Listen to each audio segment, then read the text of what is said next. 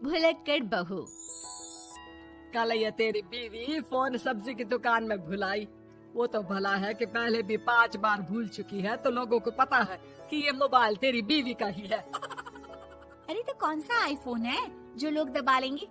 2 कौड़ी का फोन है, न लाइट चलती है न आवाज आती है, बस नाम का फोन है ये, नाम का। अरे नाम के फोन पर तो घंटों पंचायत करती है, न जाने क्या काम होता है। अरे कौन से शहर बाजार में तू काम करती है? बहू सास से जीत तो सकती नहीं थी, वहीं से चली जाती है, लेकिन हाँ भूलने की आदत उसकी अब भी रहती है। सुनो, नहाने जा रहा हूँ, ऑफिस के लिए देर हो रही है, तो जरा ये शर्ट प्रेस कर देना।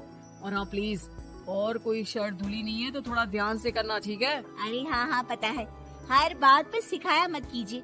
इस घर में शादी करके तो ऐसा लग रहा है कि सामान्य ज्ञान की क्लास ही चलती रहती है, हर वक्त परेशान करके रख दिया है। पति नहाने जाता है और बीवी लग जाती है पति की शर्ट प्रेस करने कि तभी बाहर से आवाज आती है, कोई गरीब साधु को रोटी दे दे।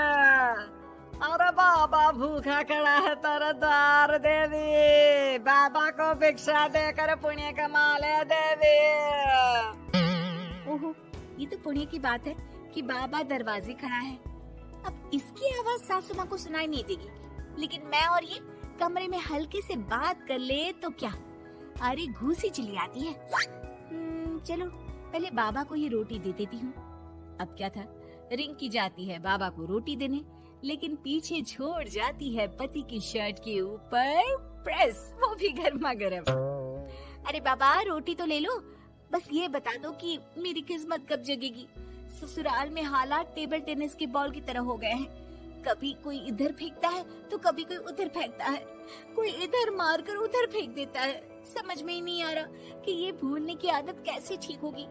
कोई उपाय हो तो बता दो ना बाबा। बाबा घर के अंदर देखते हैं तो 1 घंटे बाद टीवी पर गजनी फिल्म शुरू होने वाली होती है। याद है ना, गजनी फिल्म जिसमें आमिर खान को भूलने की बीमारी होती है और वो हर बात को लिख कर याद रखता है। अरे बेटे, हम बाबा हैं, हर किसी सवाल और जीवन में दुख परेशानी का निजात है हमारे पास। तुम एक काम करो, 1 घंटे बाद टेलीविजन के सामने बैठ जाना और जो फिल्म देख रही हो ना देख लेना, तुम्हें तुम्हारे सारे सवालों के जवाब मिल जाएंगे। अलग निरंजन, निकालो खाना, सलाह देने की दक्षिणा भी। अरे बाबा, जीवन से ये वाली समस्या खत्म हो जाए तो समझिए मेरे घर से आपका लंच पैक शुरू, वो भी बिल्कुल फ्री में। तभी अंदर से पति के जोर जोर से चीखने की आवाज आती है। अरे क्या मजाक बना रखा है तुमने? ये क्या है, पूरी शर्ट जला दी। तंग आ गया हूँ मैं तुम्हारी भूलने की आदत से।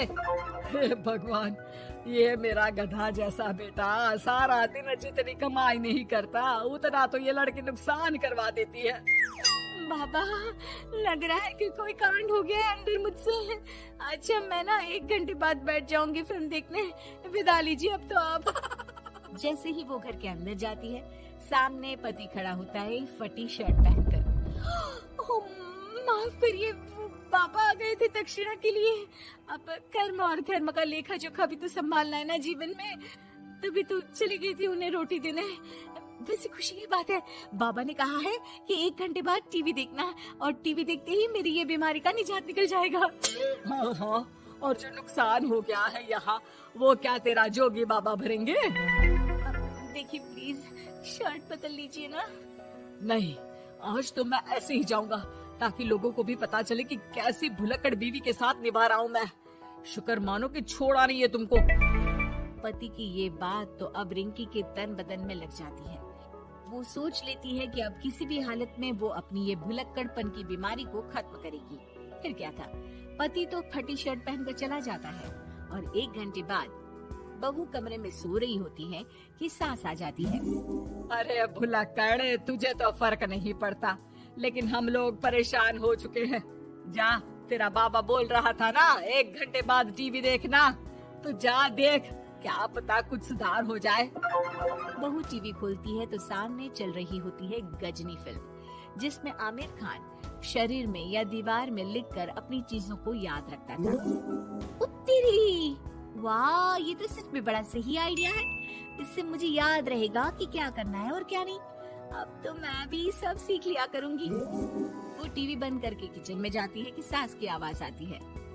अरे तेरी बुआ सास आ रही है, खाना बना लेना उसके लिए भी। जी माँ जी, बिल्कुल बना लूंगी। और सुन, वो कल वाला जो आटा बचा था ना, उसकी 2 रोटी बुआ सास के लिए बना देना। आटा पड़ा पड़ा खराब ही हो रहा है। बहू फटाफट रोटी बनाती है, लेकिन तभी उसे ध्यान आता है कि बुआ सास की रोटी तो पुराने आटे से बनानी थी। वो पुराना आटा लेकर रोटी बनाकर उस पर पेन से लिख देती है, पुराने आटे की रोटी बुआ जी के लिए।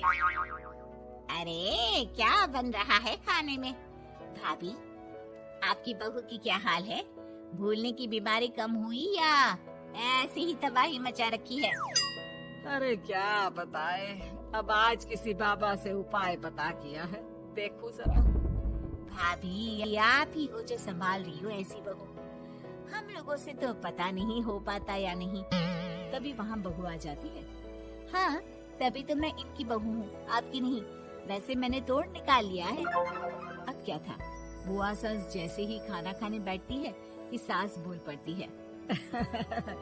बहू, याद तो होगा नहीं जो बोला था?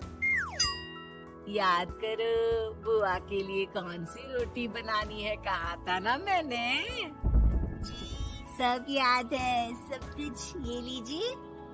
लेकिन जैसे ही बुआ सास की रोटी उनकी प्लेट में आती है, वो जोर जोर से चिल्लाने लगती है। अच्छा, तो ये टोटका बताया है तेरे बाबा ने, जो कुछ भूलो लिख लो, क्यों? बहू को लगता है कि बुआ सास तारीफ कर रही है। अब क्या करे, याद रखने के लिए कुछ न कुछ तो करना होगा ना, वरना रोज रोज ताने बोलियां खा खा कर तो मैं परेशान हो गई थी। तो क्या कहा तेरी सास ने? बासी आटे की रोटी बुआ सास के लिए? बाबा, अरे हाय, कैसी बात कर रही हो ना नदरानी, मैं ऐसा क्यों बोलूंगी? ऐसे आपको कैसे पता चला? क्योंकि तेरी भुलक्कड़ बहू ने ये लिखा है। बहू सबके सामने वो रोटी रख देती है जिसमें लिखा होता है, बुआ सास की रोटी बासी आटे की।